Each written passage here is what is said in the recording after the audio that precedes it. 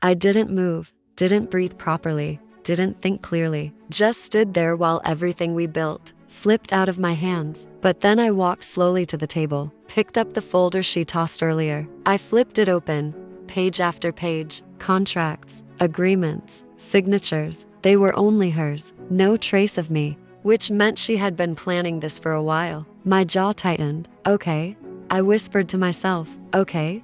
I reached into my bag, pulled out my laptop, opened it. My fingers hovered over the keyboard for a second. Then I typed, access granted. At least not everything was gone. She removed my name from the front-facing documents, but the back end, where the original files were, she forgot them. Or maybe she didn't think I would ever look. And there it was, everything, proof. Not just that I built it with her, but that most of the core ideas, they were mine. Every strategy, every pitch structure. My hands started shaking as I held the laptop. Okay, I whispered again. I slowly walked toward the glass wall quietly and looked out. There she was, standing at the center of the room, commanding attention, smiling like she owned everything. And when I started this company, she was saying.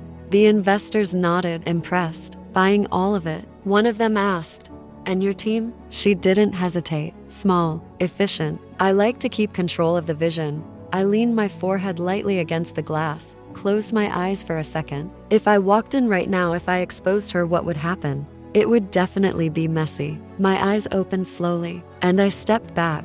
No, not like this. If I was going to do this, I was going to do it right. Behind the glass, she laughed again. She thought the game was over. She thought she had already won, and that was her mistake. I closed my laptop slowly, picked up my bag, and walked toward the door. But just before I stepped out, I paused, looked back at the empty room, at the reflection of myself in the glass. I barely even recognized the reflection of myself in the glass anymore. All right, I said quietly. You want control? Let's see how well you handle it.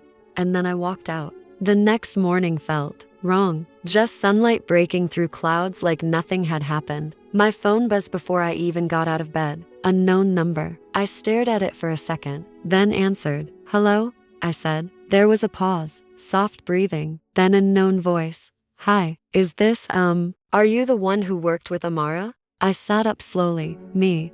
Who's asking? Another pause. Unknown voice. My name is Leela. Leela. I think we need to talk. Me. About what? Leela.